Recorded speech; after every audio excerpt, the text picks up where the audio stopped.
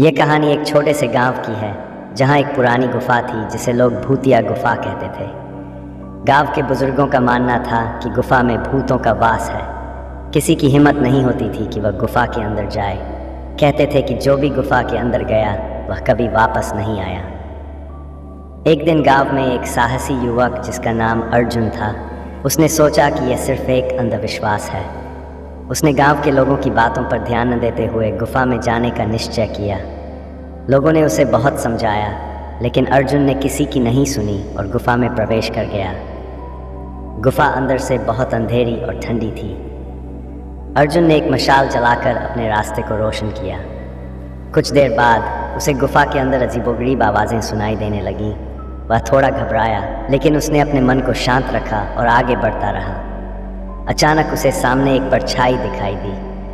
अर्जुन को लगा कि कोई उसका पीछा कर रहा है। उसके डर का सामना करने की हिम्मत जुटाते हुए उसने परछाई की ओर मशाल से रोशनी डाली। उसे वहाँ एक बूढ़ा आदमी दिखाई दिया जो पुराने कपड़े पहने हुए था। बूढ़ा आदमी बोला, तुम यहाँ क्यों आए हो बेटे? ये जगह खतरनाक है। अर्जुन ने जवाब दिया, मैं यहाँ सच्चाई जानने आया हूँ। अगर भूत सच में है तो मुझे देखना है। बूढ़े आदमी ने धीरे से कहा, यह गुफा वास्तव में भूतिया है, लेकिन जो यहाँ आए हैं वे भूत नहीं बने, बल्कि गुफा की गहराई में खो गए। यह जगह एक रहस्यमयी भूल भुलाया है। अगर तुमने सावधानी नहीं बरती तो तुम भी इसमें खो जाओगे।